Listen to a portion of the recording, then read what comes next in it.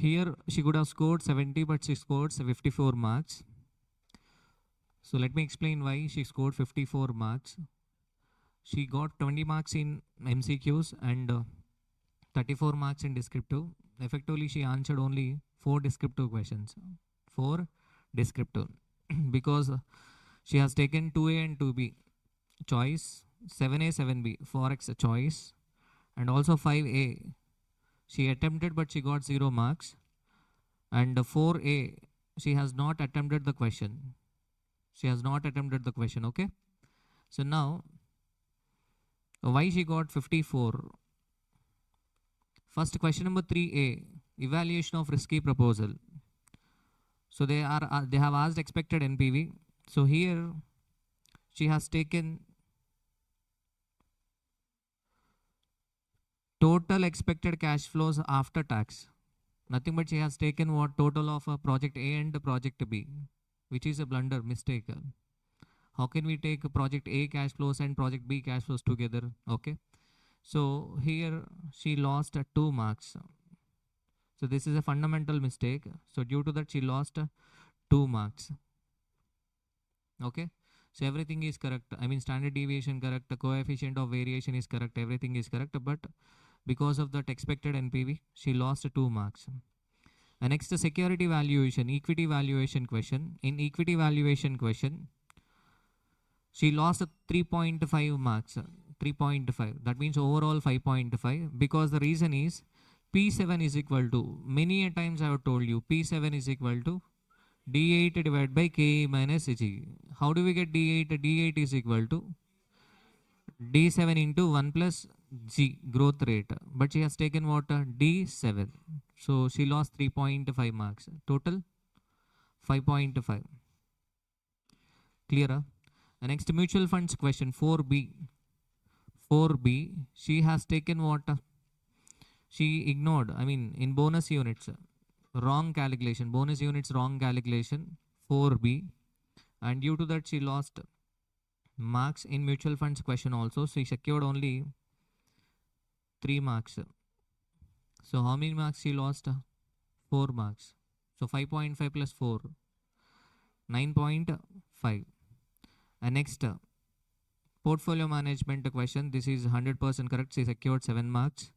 But whereas derivatives 6A, 6A, see here, even 0.5 mark also matters only here.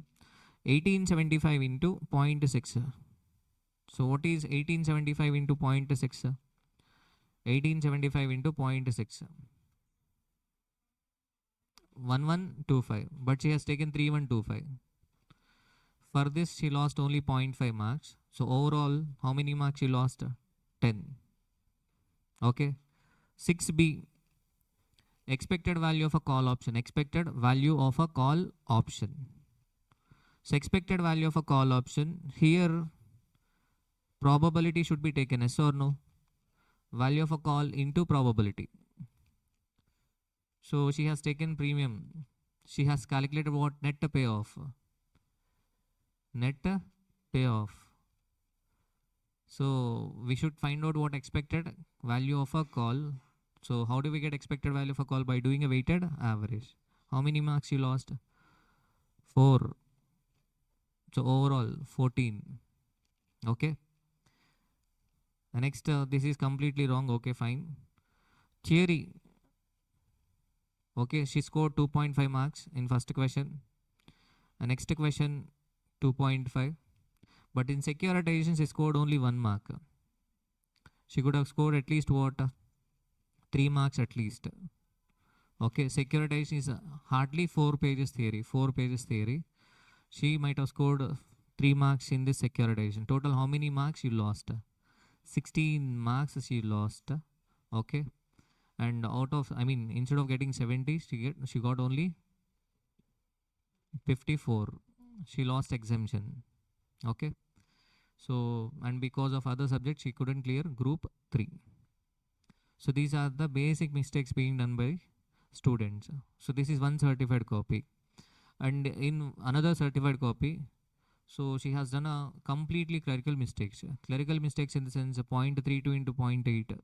I mean 0.4 into 0.8, 0.32. Instead of taking 0.32, she has taken what? 0.032.